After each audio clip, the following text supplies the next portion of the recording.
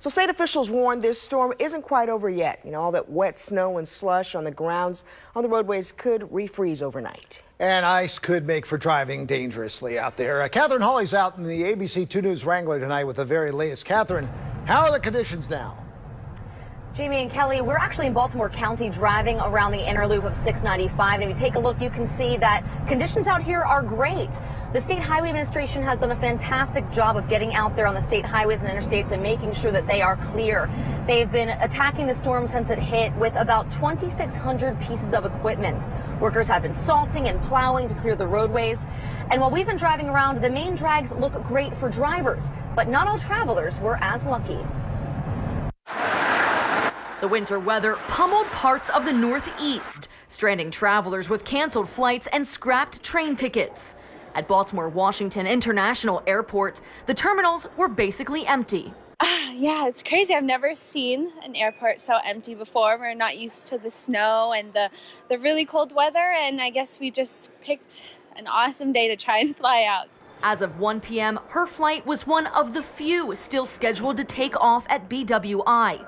According to the flight tracking website FlightAware, the airport had 500 cancellations today, with more than 6,000 across the country.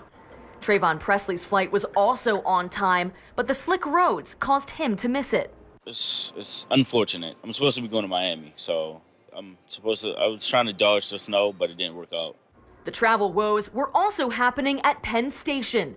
Amtrak trains for the Northeast region are operating on a modified schedule, and service between New York City and Boston has been suspended. So I'm supposed to be in a class all this week, and I've been traveling to DC every morning around 8 a.m.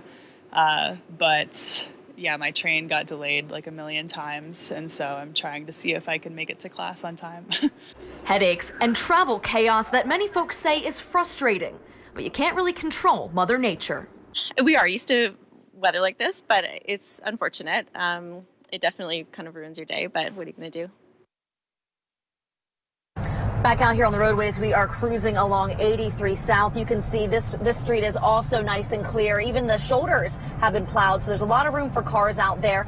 Now, since about 8 o'clock last night, State Highway Administration crews have responded to around 250 incidents on state highways and interstates. And officials are still urging drivers that if you don't need to go out tonight, just stay home, take it easy, and let the crews work.